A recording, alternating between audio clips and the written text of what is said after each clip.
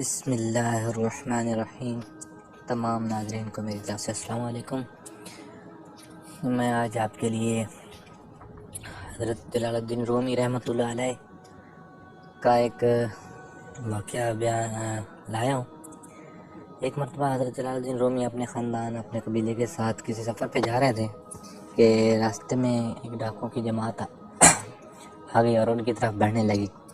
تو اس وقت آپ رحمۃ اللہ علیہ کے قافلہ رکا ہوا تھا، اور جب وہ ڈاکوں کی جماعت آئی تو تمام قافلے والے پریشان ہو گئے، ڈر گئے۔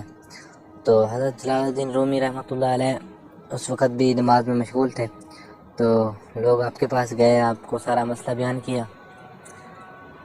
آپ نے فرمایا کہ پریشان ہونے کی ضرورت نہیں ہے، قافلے کے ارد گرد ایک لائن لگا دو تاکہ ڈاکو اس کو عبور نہ کر سکے۔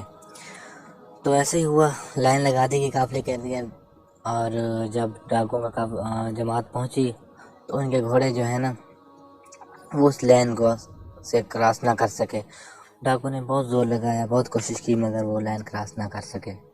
تو ڈاکو نے پھر قافلے والوں سے پوچھا، آپ لوگ کون ہیں، کہاں سے آ رہے ہیں، کہ ہمارے گھوڑے آپ کی طرف نہیں بڑھ پا رہے، آپ کے پاس کوئی جادوگر ہے؟ تو نے کہا معاذ اللہ، جادوگر تھا ہمارے پاس، اس نے کیا کرنا ہے، ہمارے ساتھ حضرت جلال الدین رومی رحمۃ اللہ علیہ ہیں، ان کی ولایت کے صدقے، ان کی ولایت کی عظمت کے صدقے جو ہے آپ کے گھوڑے ہماری طرف نہیں بڑھ پا رہے۔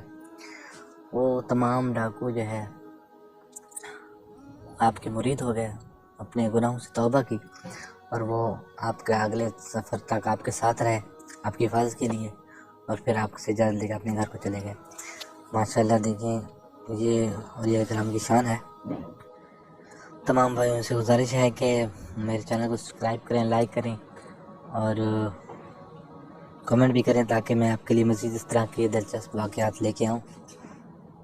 Thank you.